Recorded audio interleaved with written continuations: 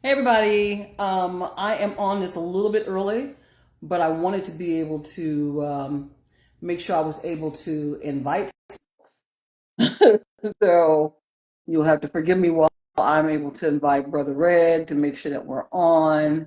Let's see, there you are. Okay, so Charlie, you should see that here in just a second. But good morning, everybody, or good afternoon, depending upon where you're at this point. This is our July check-in with me and my good friend Charlie Red. Again, we're really excited about this month's podcast. I hate to call it that, but that's what it is in this moment. So there you go. You'll hear me call it pod or something like that, or just chat. I don't think that we're that official to call it a podcast, but anyway. Um, but this month, we're really looking forward to the topic that we're moving forward with, which will be a wisdom chat. I really want to see and interact with all of you on what your thoughts are on what you would tell younger versions of yourself along this road. What guidance would you give? What things would you say now that you have attained a certain age? And if you were able to go back in and have a conversation with a younger version of yourself, what would you say? So, with that being said, let's see. It looks like we got somebody watching us, so that's good. And hopefully that is Brother Red, and he is going to want to join us. So, so yeah. So I'm looking forward to today, and like I said, right now I'm just waiting for Brother Charlie to come on. Um, there he is, Brother Red. You know what? That looks pretty good, Chuck. Let me see if I can scoot that back even further. Yeah, I kind of like that. Yeah, I'm real close. Can you hear me though? I can hear you. But I don't know if you want to move it back just a tad bit. I mean, mine is back, so that's good to me. Yeah, it's not too bad. Don't look too bad. Again, folks, you can tell we are not really official. We just be doing stuff, But anyway, good afternoon, Brother Red. Good afternoon. Good afternoon. I'm just trying to get the volume adjusted. Okay, Yeah. that sounds good. One thought I will throw out there before we kind of jump into this is, can you even believe that it is the middle of July already? I know. I know. This to me is an indicator that we have no idea the equivalent of time. It's hard for us even to measure it because you'll blink, and then you look back up and you're like, okay, what time is it and what day is it? What year is this? Yeah. Yeah. As the old adage says. Go ahead. No, I'm saying we're halfway through 2024. You're right. Can't even believe that. I know. The old adage of time waits for no man is just really relevant, especially when I look and I say, okay, guys, I'm gonna say it again on here. I'm letting that gray grow in. I decided to stop dyeing it on the advice. But you look distinguished, brother. It's different. You look Thank you. distinguished. Whether or not you feel distinguished is different, but you look distinguished with it. I will say that, and this will be the last thing I say about it. At the end of the day, I think on the eve of us turning 55, because I know you and will be there in the next couple of months. I'm just grateful. I can't say anything more. I'm just grateful because again, I didn't have to be here, but I'm grateful to be here, and so I'll kind of leave it there. The grace, hey, that's as long as this is still intact. I don't care about that. This got Well, to stay in my opinion, intact. gray, what you just said is so profound. Gray actually demonstrates grace because we didn't have Mhm. to be here. Absolutely. So, if I was gone at 18 or the other 9 times that my life was basically in jeopardy, then this wouldn't even matter because I wouldn't even be here to see it. Neither would Absolutely. you. Absolutely. Absolutely. Don't be speaking for me, I'm but saying you wouldn't be here to see it. I haven't gotten through none of them lives yet. I'm trying to hang on somewhere. I'm hopefully somewhere around 4, 5, maybe. But yeah. Yeah. Anyhow. Okay, so let's see. Are we at the top of the hour already? We've got another minute or so. Yeah. But again, since you and I are here, and I know there will be others that kind of join in and that are going to be peeking at us. If you feel like we should get started, let's do that. But again, let me go back to what I said when I first jumped on, guys. This is our check-in with for July. Again, this is a monthly podcast. I hate to call it a podcast, but I'm relenting and I'm calling it that anyway. So this is our monthly podcast that me and my good friend Charlie Red actually jump on Facebook Live, and we do every month. And there's a bevy of topics that we like to cover, and we like to try to give you all a heads up about what we're going to be talking about. So that way it's very interactive, and we want it to be interactive. We want to hear everyone's thoughts. Now, with that, again, this month we are going to be talking about wisdom, and specifically any wisdom that you have, that you've attained in all of these years, that you would like to be able to go back and impart with a younger version of yourself. What would you actually tell the younger version of yourself? I think that that's something that we all can speak on. I can't imagine somebody coming on and saying, I wouldn't change anything. I would tell them nothing. Well, no, no, no. I can imagine that you're going to want to tell somebody something because of how it might enrich it's enriched your life, but how it could affect them, and then in turn really enrich them along the road. So I'll stop there. Chuck, I'm probably going to have you drive a little bit because I know you got some things that you kind of wanted to talk about, and they get tired of hearing me. So it's on you right now, brother. Let's go. What we got? Oh, wait. Before you started, Chris Morris. Chris, no, Norris. I said the wrong last name because she's a married name. Chris, we see you. We're so grateful that you're on, sister. Good morning to you. Just want to say that real quick. Okay, Chuck, what you got? All right. Well, basically, again, I think this is a very good topic, even to the point where I had to go in and actually write these things down, because there have been so many. And one thing we could say is that life is definitely a learning experience. And so when you stop learning, that's when you're no longer here. So one should at least be prepared to continue the education. And I'm not just talking about formal education, I'm just talking about the education in life. As social workers, one of our pretty much main tenets is, know the person in the environment. So it really starts with yourself. And again, everything is actually born from knowledge of self. And so you have to be prepared sometimes to look in the mirror and really assess where you are, where you've been, but also where you'd like to be. So the first one, and you and I, we talk about this all the time. So this is just a formal opportunity for us to get on here and actually discuss some of the stuff that you and I have talked about. But my first thing that I would tell my earlier version of myself that I've learned, again, throughout life, is about choices. Let me stop you for half a second. Do you have timestamps on what you're getting ready to say? So are you saying when I was around this age range, I would say this, or, is that what you're going with? Okay, okay. I haven't gone that far yet. Okay. But this, again, an opportunity for, I definitely can interject it. So, I would say basically when I was around 21 years old, I was given this tidbit of wisdom that I wish I had known even prior to that. I have to give him credit, Dr. Robert Bernard. He was a psychologist that we worked together in a group home when I was working in New York City. Mm-hmm. And what he pretty much imparted to me was choices. He said, you are where you are today because of the choices you made. You just use the arbitrarily time frame 10 years ago.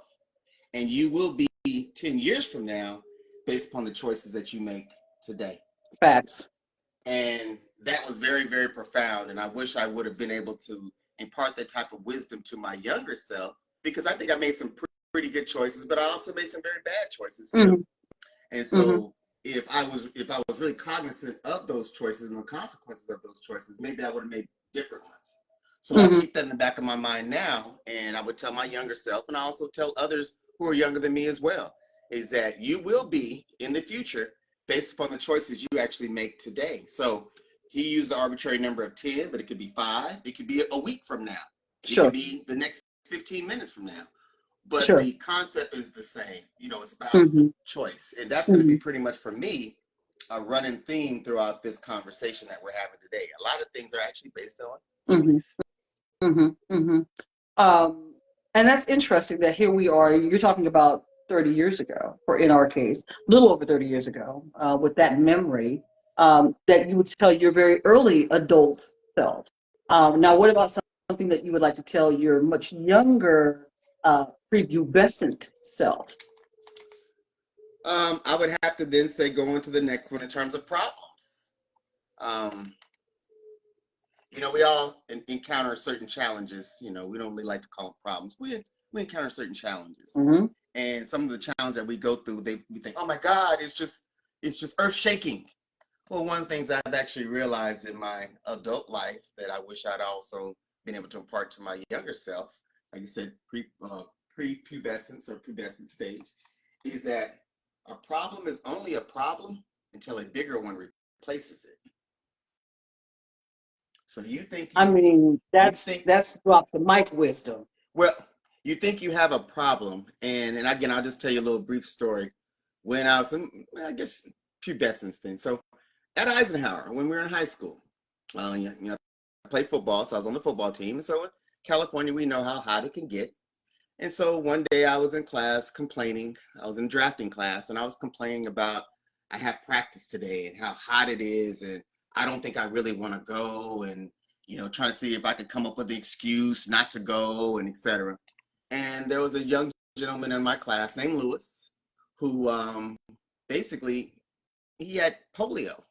Now we thought we eradicated polio a long time ago, but he was in our class, and he had um, the The whole leg braces. the leg braces, yes, and the arm Mm-hmm. braces. Mm-hmm. And he said to me, and I don't think he knew the profound effects on it, but he said to me, he said, I hear you, but I would give anything just to run out on the field one time. That broke me down. So here I am, able-bodied, able to play basically on one of the premier high school teams in Southern California. I'm complaining about practice, and he just said to me what I would give just to run on the field. He didn't say play. He didn't say score a touchdown. Right. He didn't say make a tackle. He just said to run out on the field Yeah. one time. Yeah.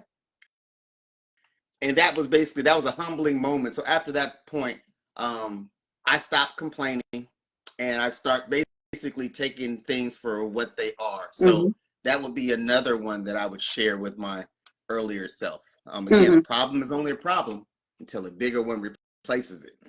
Sure.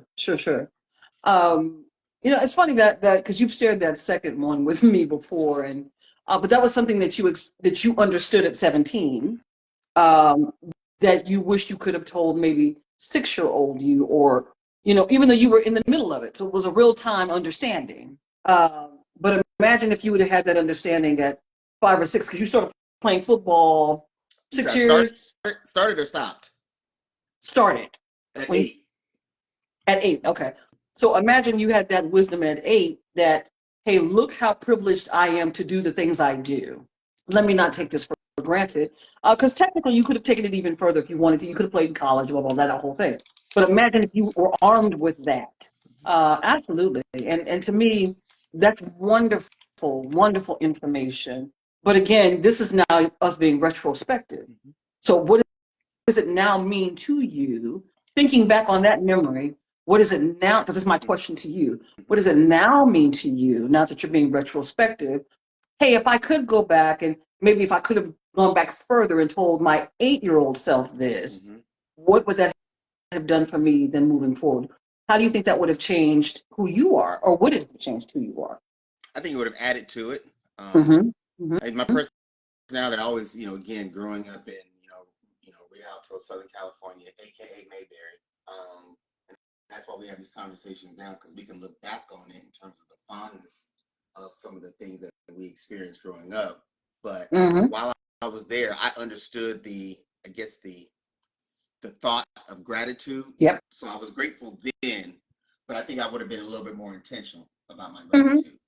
So that's one of the things that pretty much speak to that. What you're just saying is, again, being grateful. I believe that I always was grateful. We grew up in a very good environment, a lot of friends, very supportive. We were supportive of one another, regardless of race, color, creed, religion, etc.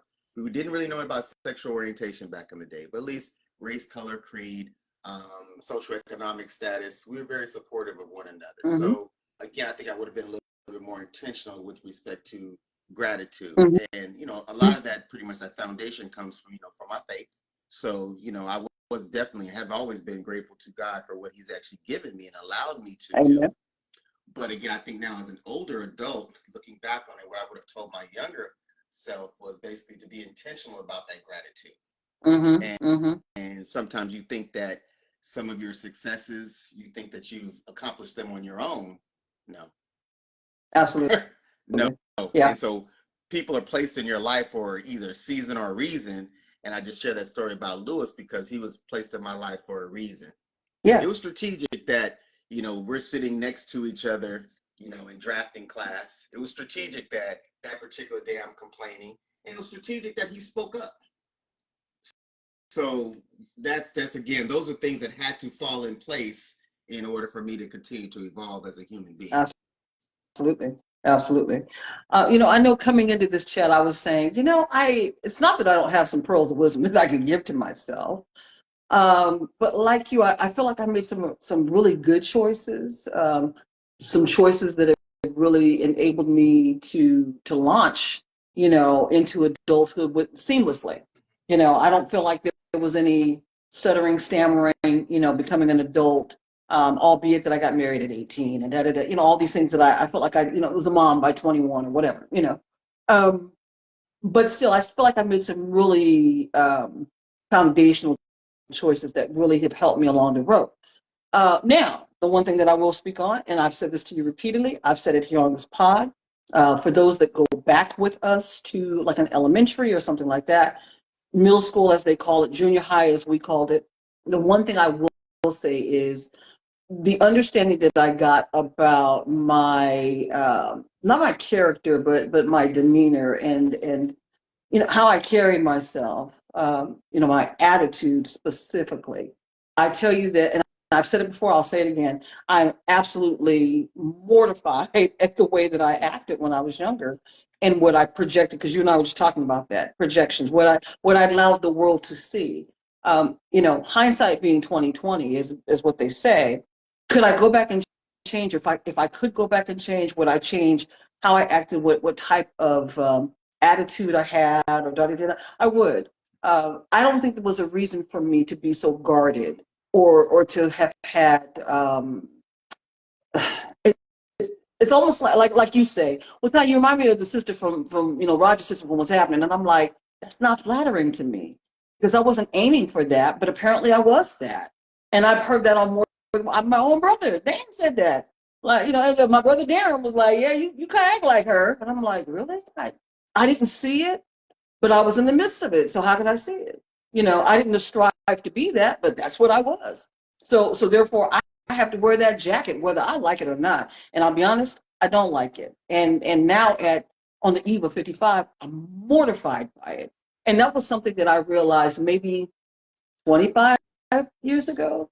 It wasn't something that I was as understanding about even 30 years ago. But about 25 years ago or so, I got to looking and saying, what's this? That's not even cute. That's ugly. And if I could go back and have that conversation, hey sis, you do not have to speak that way. You don't have to act that way. Just be you. And those that like you, because I'm not for everybody. I am an acquired taste. So, with that, it's okay to not be for everyone. Look like you got something to say. It's okay to not be everyone's quote unquote flavor. That's all right. Some people have to kind of sip the tea before they actually take a big drink. So that's one thing I know that I would want to bring forward. It's okay, and you don't have to be so guarded, dukes up, I'm the me against the world. What am I really accomplishing? And in hindsight, nothing. Well, So, again, a couple of things, again, knowledge of self. So mm-hmm. it is, being able to go back and even reflect on things that you would have changed. That is very empowering, but that's also, in my opinion, very heroic as well, because everybody can't do that. Sure. And some people choose not to do that. They choose to, again, knowledge of self, that's really where your power comes from, good or bad or otherwise. And then you can course correct if you need to. But the reason why I'm smiling is because you actually kind of jumped ahead, because this goes back to some of the conversations that we've had. But I think I'll skip down because that's like number 5 on my list. All right. But the next part was basically for me that I would tell my younger self. And this is, I tell my younger self in the 20s, okay? It goes back to choices again, that people make choices. And I've often said this, people make choices. The choices that they make may impact you, but the choices that they make have nothing to do with you. And that Absolutely. pretty much was born out of, coming here to, Georgia. For Georgia to be, in fact, I think population wise was probably like number 24, 25, somewhere in terms of the United States of population. But it was like number 5 or 6 with respect to domestic violence and deaths as a result of domestic violence. So we were just talking to some of the young men, just trying to get a flavor of what they were thinking. And so a lot of it really resulted from, cheating, etc. And so I pretty much had to, it hit my spirit and said, no, she made a choice. Now that choice impacted you, but that choice had nothing to do with you. She wasn't thinking about you when she was doing whatever she was doing. So we're usually responding to how that made us feel. But the choice that she made had nothing to do with you. And so that just made me start to think about all the other kind of challenges we may come across in our own life.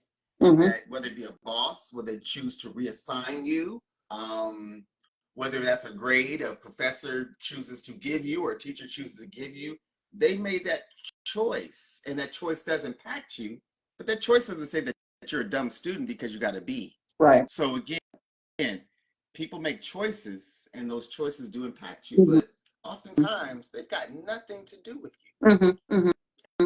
And we take that on. Yeah, absolutely. Something I wanted to touch on, if I could, and because you and I talked about this, I wanted to bring this forth. And I will say, I know I talked to you yesterday, and we were able to kind of catch up because we haven't spoken. Which, by the way, everybody, Chuck and I don't always speak. Sometimes we go about a month before we speak on here. Anyway, but I was thinking about our brother Vince, and I was thinking about how I miss him. I just, especially here in the past few months, the past 6, 7, 8 months, I was thinking about how I miss him. Da, da, da, da. Something that I know you probably have it written down, but something that I know you said to me, and I get it because I've been there, is the impact we have upon others. Now, tell me if that's something that you have on your list before I go too far with that. You No, I don't. don't. Okay, but I'd like us to elaborate on that. Let me add it real quick. That's number 11. I didn't realize the impact I could have on somebody else. I didn't realize that people were watching me in that way, that they strive to be similar to me, or there was something that maybe they liked or wanted to emulate or whatever, mimic, whatever you want to kind of say, you know what I mean, that they saw in me.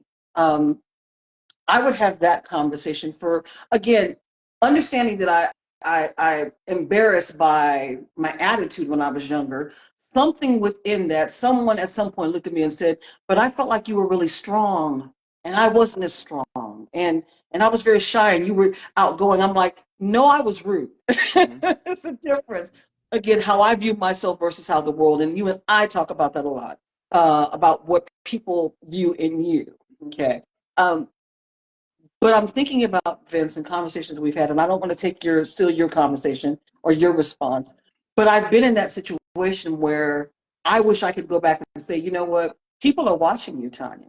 People are watching, and they're not picking you apart necessarily, but they're cherry picking some things about you that they want to implement within themselves. So be very, very, very conscious and cognizant of what you do, how you do.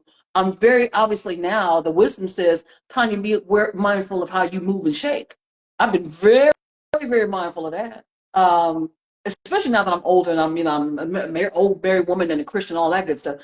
I'm very conscious of it now, but back then, please make sure you're conscious of what you do, how you do, what you say, because words can affect people. Words will stick with people. They may not remember anything else about you, but something that you said. So again, I'm going to stop right there. That's one thing that I know that I would do. But if you would kind of elaborate, because I know we talked about that. Well, I mean, the beautiful thing is that from a very early age, I was aware of that, and not in a not in a selfish or not in a bragatory fashion, because many of us in the same group share this, but sports brought that out. And so you learn to be on the center stage at a very early age.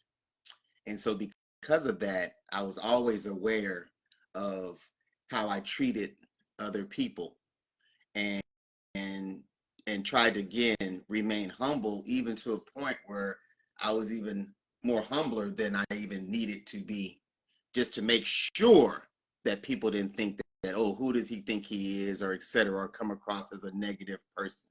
Um, so again, sports put not just me, but put several of us on center stage, and you had to be aware of your actions and your behavior because somebody was watching.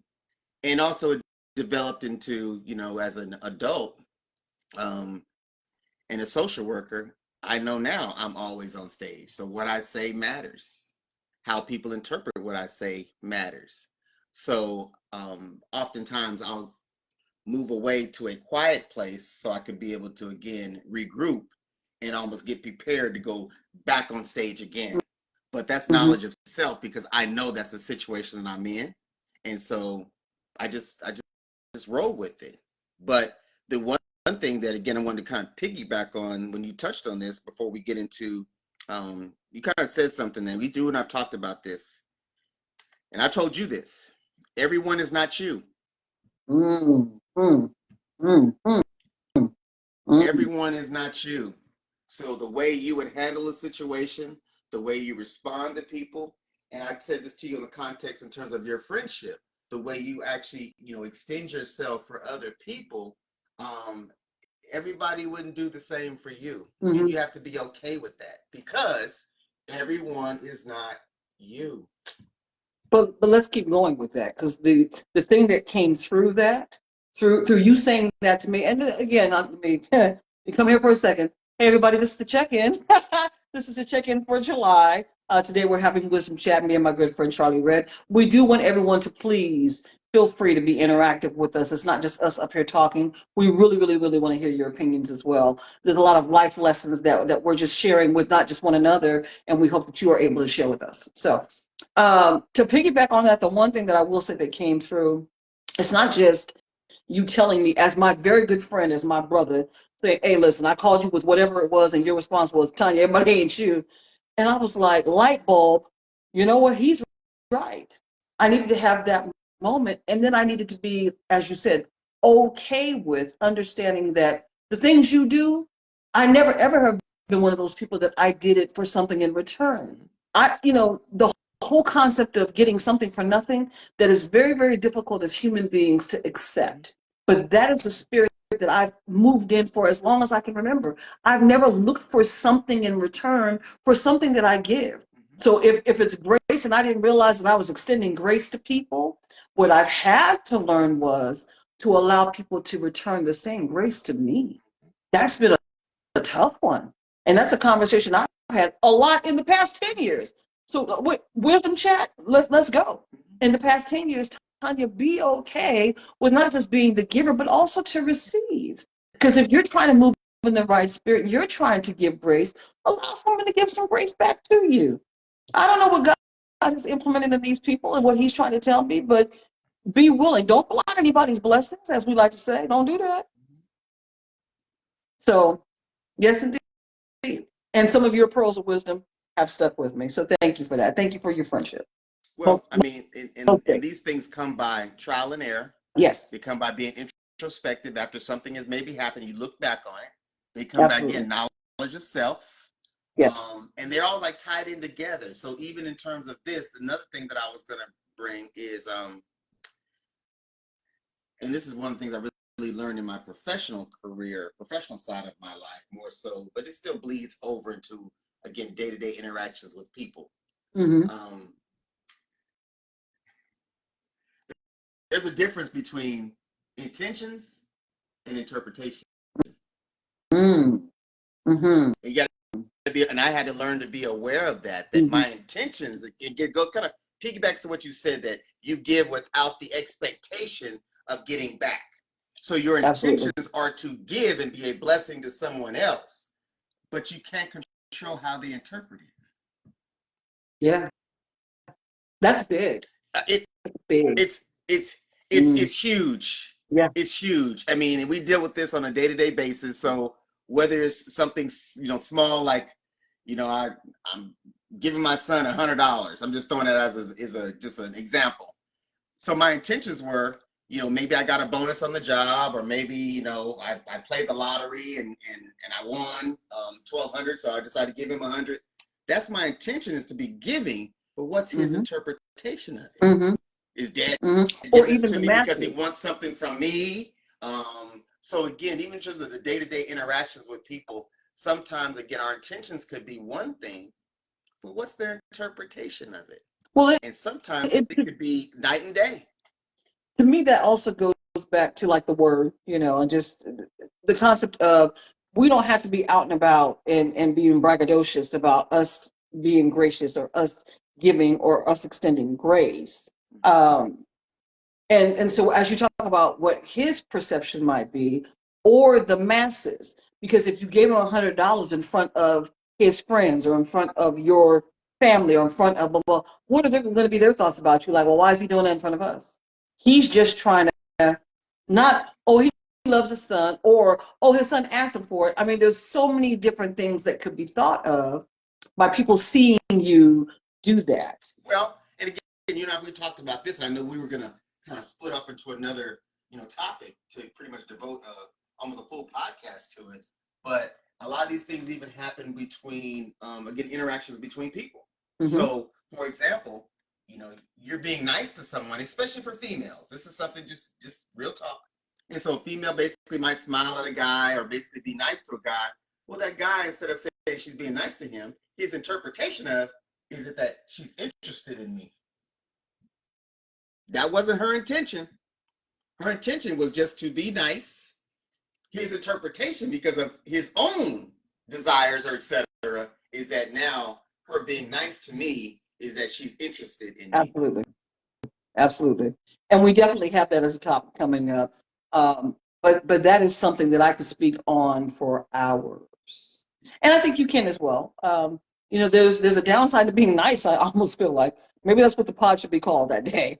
The downsides to being nice. You know what I mean? But yeah, I that's a big one too. That's a big one too. And it goes in reverse too. Before you go into the next, it goes in reverse because, I like to tell the truth. I like to give people the truth and give them options, again, choices, give them a choice how they choose to respond. But I've had to also be very cognizant of, in terms of how I say the truth. Because although my intentions are to be truthful, your interpretation might be that I'm attacking you. And that's the furthest thing from my mind is to attack somebody else. But that's your interpretation of me telling you what I believe is my truth based upon what I've seen, experienced, etc.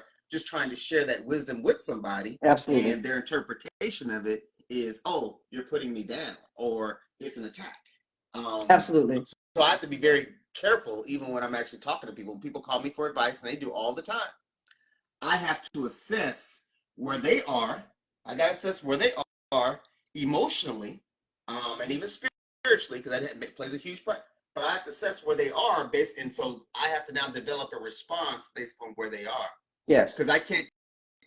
It's just like we talked about before. You can't feed a baby steak. So absolutely.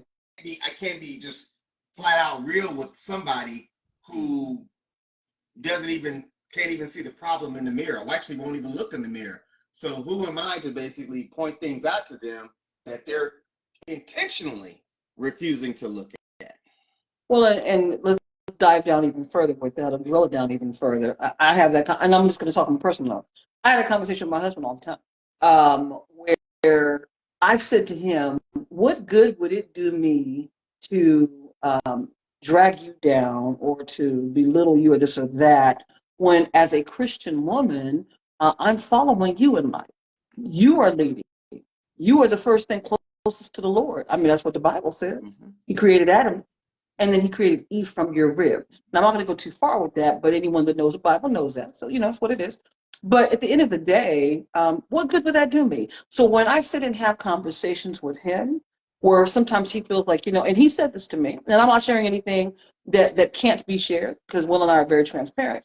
But when he says to me, Tanya, there's times that I feel like I have to defend myself against you. I'm like, but I'm your biggest advocate. I'm your biggest cheerleader. Why would you ever feel like I'm attacking you when technically I'm having a conversation with you? And like you just said, there are times that you say things to the people that you love. No one wants to have the mirror held up to their face. Nobody. But you've also said to me, I'm just using some of your colloquialisms, blind spots. And I mentioned that to Will. After you said it to me, I was like, hey, Will, Chuck said da da da da. And I agree. There are blind spots that we have as human beings. So there's things I can see, he doesn't see. There are things that I'll say to him, well, why do you do that? Because I want to know so that way I know how to support it. He sometimes asks, but why are you asking me? I don't know why I do it, but it's not to hurt you or to harm you. It's because I want to understand you. But he might feel intimidated or he might feel uncomfortable, all these things that he might feel. And I want to be very, very understanding, cognizant. I promise you, I pay attention to what I say, and I've said this to him as well. I refuse to literally open up my mouth and speak first thought. I'm very, very conscious of what I say, how I say it. That is a wisdom tactic because young Tanya would have spouted off at her mouth and not cared where the bodies laid. Bodies were going to fall left and right because I'm ginsuing as young Tanya. But older Tanya, who's got some wisdom behind her, who's got some maturity behind her, pays very close attention to the what she says, the how she says. So again, to bring this back around to our conversation today, oh, trust me, that is something I would definitely make sure that I tell younger version myself. Be careful of how you say the what you say. Because again, it goes back to how it affects people. And in this case, I'm very conscious of what I say to my husband. And, I'm trying to have peace, as he says. When I have peace, I like it. So, okay, I'm sorry. No, no, that's and one of the other things that I actually, wanted just to touch on Mm-hmm. is I thought was profound. Distraction is the enemy of direction. Mm, mm, mm. Distraction is the enemy of direction. I would I like definitely tell that. my younger self that what they say, make the main thing the main thing. Mm, mm-hmm. And so you can easily get distracted. Your path is to do one thing, but we allow ourselves to be distracted. And just like the book, the enemy of good is great, or enemy of great is Yeah. good. I mean, it's Mm-hmm. it's the same kind of concept. So the distraction of what you're supposed to be doing in life, Mm-hmm.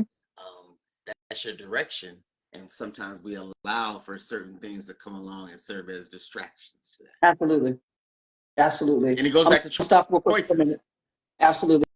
Let me stop real quick for a minute. I know we've had some people that have come back and forth this morning on the pod or this afternoon, depending upon where you're at. Again, we want to thank you for joining us. This is the check-in that we have for July. I apologize that it wasn't the first weekend. Of course, with the 4th of July, we had to, push it back a little bit. But this is our monthly check-in that we do on Facebook Live with myself and my good friend Charlie Red. Today, we are talking about wisdom and specifically having a wisdom chat with your younger self and just pearls of wisdom that you would impart on the younger version of you. So again, we are grateful that you joined us and we hope that you can be interactive with us. Please make sure that you jump into the comments, share any of your thoughts and such, because I'm sure that we all have things that we'd like to tell our younger selves. At least I hope so. So anyway, Charlie, I apologize. Continue. No, no, no. You're fine. So that's again the small things. And so even as you mentioned, with Vinny earlier, Mm. the intentionality that as we go through life, one of the things that I had to realize is that I was always looking forward to the next thing. I never took the time to enjoy it while I was in it. Well, And you hear me say we're not promised. We're not promised tomorrow. Um, that is, and maybe I say it more now on the eve of 55. I really say it more now. When in our youth, we didn't think about death, even though we may have known people that died. We still didn't. We equated death to age, and you die when you get older. That's not the truth. That's a lie from the pits of hell. So let's just keep that honest. But what you're saying in this moment, we're not promised, and so what you're saying to me that just echoes, we're not promised. So therefore, stop and take time to enjoy every single minute. So I'm sorry. I'm No, piggybacking. it's true. I mean, even in terms of this conversation, a part of it we're looking back retrospectively, okay. But even in terms of the past, there's nothing you could do about the past. The future is unyet determined. So where are you right now? You can determine, going back to the main point, the choices that you made 10 years ago have put you in a position to be where you are today. And the choices that you make today is going to put you in where you're going to be 10 years from now. At least it will help influence that. Absolutely. But thinking that the downside or the opposite side of that is sometimes we don't choose to live in the moment. It's true. We don't take the things that we're dealing with right now. We're not intentional about it because we just know that they're always going to be there. No, they're not always going to be there. And so that's one of the things, again, living in the moment and being intentional. And so that was one of the good things I can definitely say, that trying to learn from my previous mistakes, not being so intentional. I'm definitely intentional now. And I wish I would have learned this at a younger age to enjoy, whether it be the All-Star games or you sent me a picture in terms of Frisbee and our little junior high school football team, and so I posted that, and I was actually just thinking about that memory, and enjoy it. And I should have enjoyed it in the 9th grade. Shouldn't have to be enjoying it now, 40 years later. Should have enjoyed it then. So again, I can take that now that I'm given an opportunity for today to just enjoy the things of today. Absolutely. Absolutely.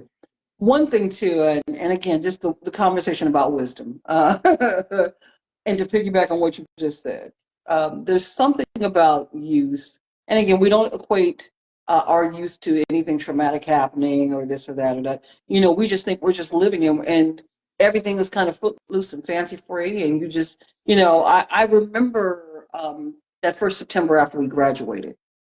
A lot of people have gone off to college. Some people even jumped up and got married really quick. I was one of those people that got married somewhat quick, within the first year or whatever the case, and moved away from reality. So as you say, Mayberry, of course, that's what it is. It's a whole different conversation for a different day.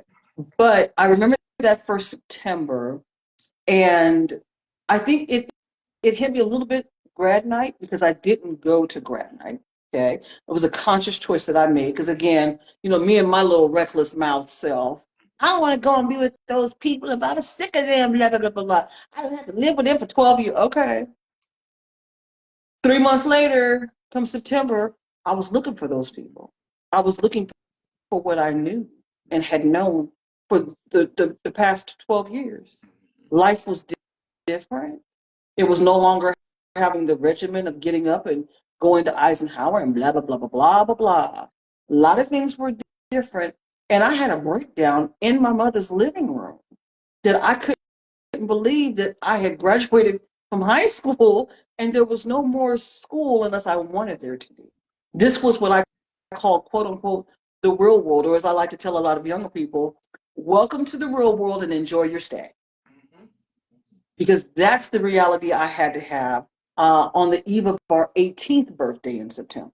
Because that's when it happened, right around our 18th. And I'm like, you mean to tell me I don't have to do that anymore? And I don't have to? And everything's on me now?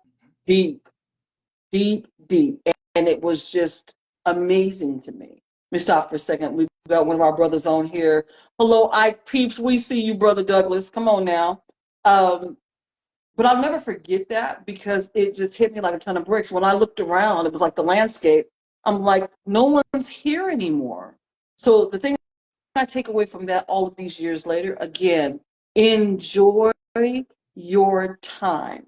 I don't care if I tell Tanya at 6 that, or Tanya at 17, or Tanya at 30, or even Tanya at 47. Enjoy each and every, oh, sorry, Sister Douglas, I apologize. I just think you saw my girl. So sorry. But just enjoy your time because you're just not promised. And that's something that at this point I do with frequency. Very, very important that I enjoy. Me being able to interact with you and talk with you, Daddy. Again, I've known you forever, so therefore, why wouldn't I? But I'm grateful for the relationship. Some of the people that jump on our live that we've known for years, grateful for those relationships because they're still here. And we really can press in and lean back in on those memories and such because we all have them when we're there. But anyway, I'm going to stop because I see you smiling. So I know you got something. Other than I called brother, I should have been calling Sister Douglas. I apologize for Yeah, that. my neighbor. So I, yes, oh, my neighbor. So again, we're talking about what 1,700 miles away from California, and here we're basically neighbors. I could walk to her house and get there in about 6 minutes. mm, So mm, again, you never know how life, interacts and intertwines, etc. So, absolutely. you know, it, Absolutely. it you just going back to it, the wisdom part, and wisdom is continuing to evolve. So you never get to a point where, oh my God, I got it now. No, you have to be Ever. open to things continuing to change because most of it, we're people and we're not machines. And so we as people are changing. So you have to be able to adapt to the changing environment. Um, Absolutely. so that's where, again, this conversation on wisdom is not just a one-time conversation. It's an ongoing conversation because we can continue to learn from each other, um, learn from our circumstances, learn from our situations. And sometimes you think that those are negative situations, but they actually turn positive. And I try to share with people that some of the things that I've been through that weren't too pleasant, I understand it wasn't for me. It Hmm. was for the next person that comes along that I can actually Absolutely. share these experiences with. And they're saying, wow, you understand. Well, yes, I understand because I lived it, Hmm. especially losing a parent. I lived it. So I'm not talking to you from an academic standpoint. I'm not talking to you from a video I saw on TikTok. I'm not talking to you from a book that I read. I'm talking to you from an experience that I lived. Absolutely. And Absolutely. so that's also a healing thing for me to be able to share, knowing that some of the misfortune that we all go through, that you're able to share with someone else. And likewise, somebody who's gone through it ahead of you, because nothing new happens under the sun, is be able Absolutely. to share them with you. Hmm. So, Hmm. again, it goes both ways. Yeah, absolutely. I'm going to take a real quick second to acknowledge our sister, Stephanie Nielsen. Stephanie, I think you're still on, my love. Just want to be able to say hello to you. Anybody else that joined, again, this is our check-in with for the month of July. Again, we normally have it the first Saturday of the month. Because of the 4th of July holiday, we are having it today. So we're grateful that you all took the time to check in with us. Please make sure you comment down in the comment section because this is very interactive. And we're looking forward to being able to read all of your comments. And I promise you that I will not call Sister Douglas a guy ever again. So that being the case, um, Your bandmate. ain't that something? Terrible. Look, if it was Ike Band, then I can make the excuse because I was only in Ike Band for that long. So, but if it was Frisbee, I have no excuse. Uh, but that being said, again, just wisdom. We don't have much more time on our call today. How can we kind of close this out? Do you have anything more on your list that you wanted to impart today? I'm sure you got 2 or 3 more things on there. No, again, the prevailing theme or the running theme for me Mhm, goes back to choices. mhm, And even from a spiritual standpoint, and I tell people, I said, it hit me. The the greatest choice we ever had is even if we accept our Lord and Savior. That's the number one choice. mm, So we don't have to. It's a choice to. absolutely. So everything after that is actually just a supplemental or secondary choice. But at the same time, again, it's all a choice. Yeah. And so we are free, bless you. Thank you. We are free to actually exercise that choice. And that's one of the Mhm. greatest things that we have in terms of liberty is the ability to choose. Mm-hmm. And so choose your moves wisely. Absolutely. Absolutely. I think that is that's something that can be said no matter the time, the date, the space, because that's something that will be relevant in our lives forever, from birth to death. Choose wisely. And you hear that as kind of a cliche thing to say when people are talking about drinking or anything, blah, blah, blah. Choose wisely, because those things are going to have an effect upon not just you, but the people around you. Now, can I kind of piggyback on that to ask, let me expound actually on that, how your choices have affected you and your family. So now, as grown up Charlie, right, married man with kids, da da da da, have you really noticed how your choices have had an effect upon you and your family, or your family, your wife, da da da da? Because everyone I feel like is looking at you. You're the head. So I know you're aware, but have you really kind of had to stop and say, okay, let me not just be going out here doing stuff. Let me make sure that I've taken a really good hard look, done all my due diligence before I make a move, because I know there's people that are watching behind me that are depending upon me.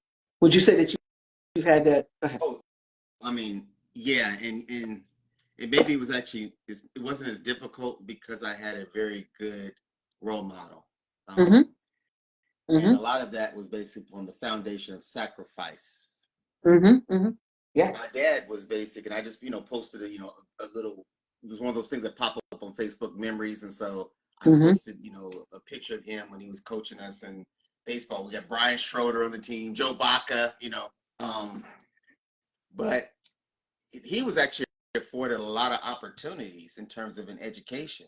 And he didn't take those opportunities. He chose to remain a guidance counselor. And I asked him why one day. And he said, because it gives me the flexibility to come to your games. I'm like, wow, to come and watch you and your friends play. I'm like, wow. And that kind of brings me back to one of my latest conversations with Brother Vince. And as Vince was talking about, the battles we used to have on the Golden State basketball court at Eisenhower High School, and how that pretty much brought him and his dad together after losing his mom. So I basically made those same type of sacrifices too.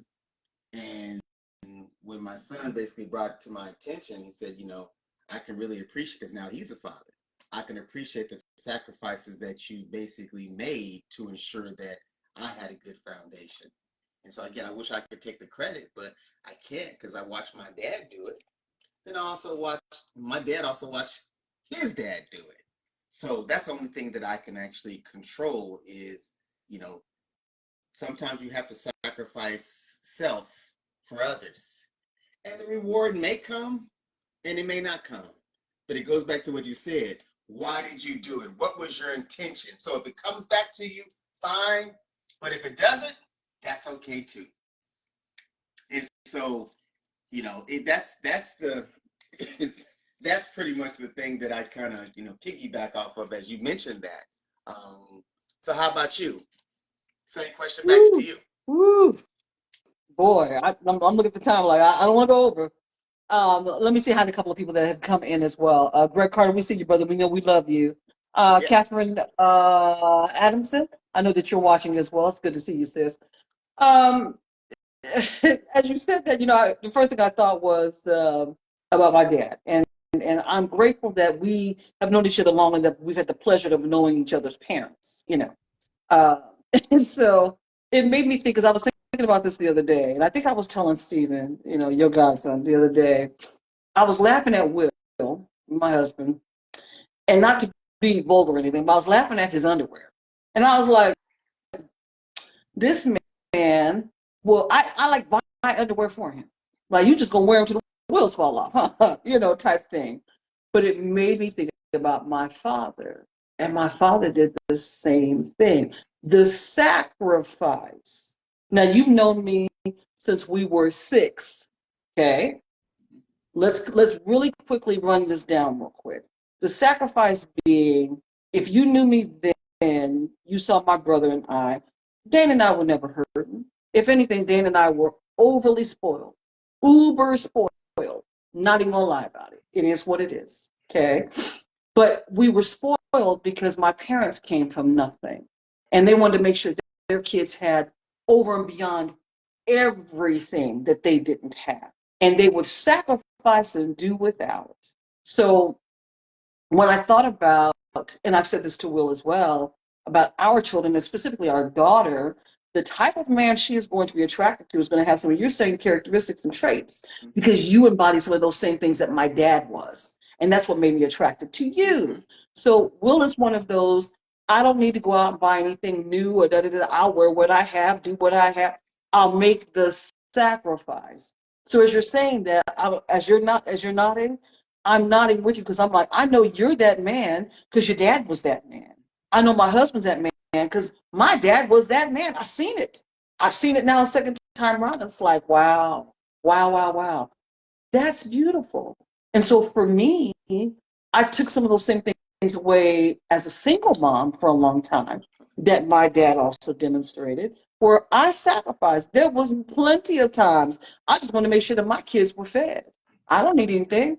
As long as y'all have, what do y'all need? Because I got y'all. I'm going to be okay. I did that for years, but I wouldn't have it any other way. I wouldn't change it in the least bit. Because I knew I'd be all right as long as they're good. Now, what's happened since then? My sons have come back to say, Mom, we saw you, and we're grateful. We saw it, we're grateful. It has made us better men. I couldn't raise them as men, just as good people, but it's made us better men. So we know things that we can now do, even though they don't have families or anything yet, but we know what we can do.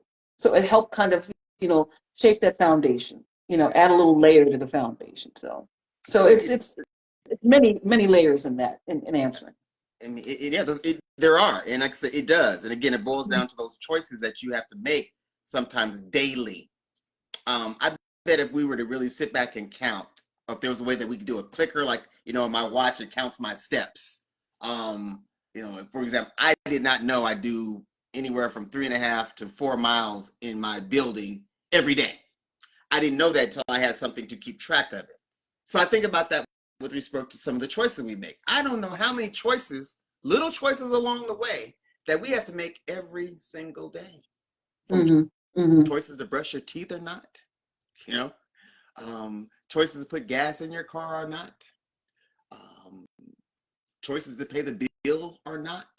And with each choice, either comes a triumph or a challenge or a consequence. So, I mean, how many choices do we make as individuals in one day? And basically making the wrong choice on any one of those 100 choices that you make could be life altering. Absolutely. So even that sacrifice is actually, it's a conscious choice. Absolutely. Now I want to switch it up a little bit as I'm looking, we got about 5 more minutes left. So again, to those that have joined us, to those that are going to watch, I should say as well, this is the check-in this is our July version of the check-in, our Facebook Live chat that both my good friend Charlie Red and I have. Today we're talking about wisdom and what we would share with our younger versions.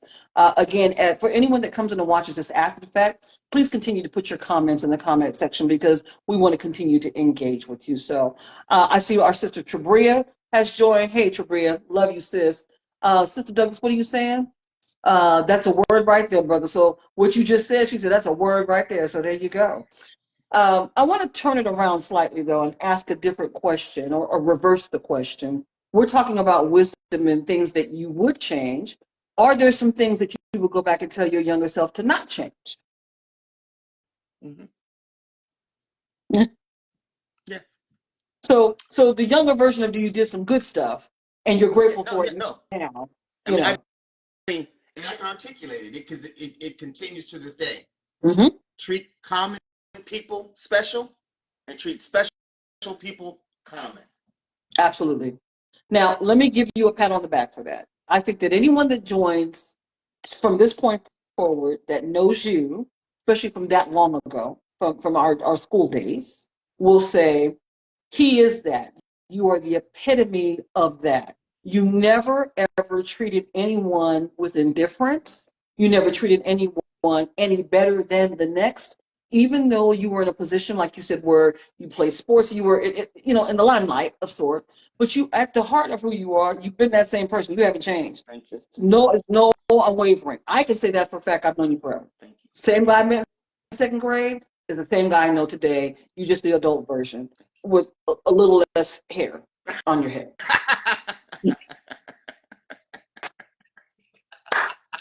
So what did Vinny say? I lost my hair on my head and grew out of my nose and my ears. So bless Vinny's heart. God rest his soul. Yes.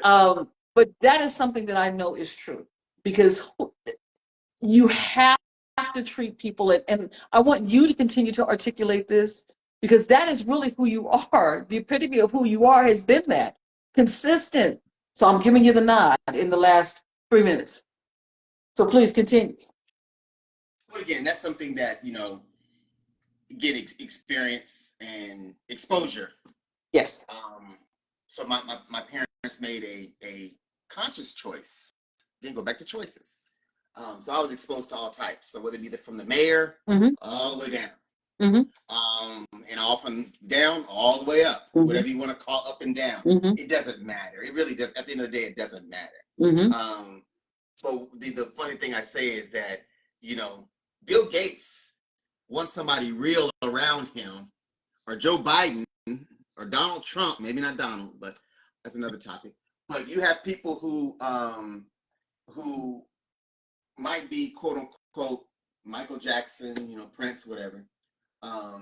They want real people around them to say, you got a booger in your nose. You might want to wipe that. Everybody can't be around you, and this is one of the things I got from my boss, Miss Mabry.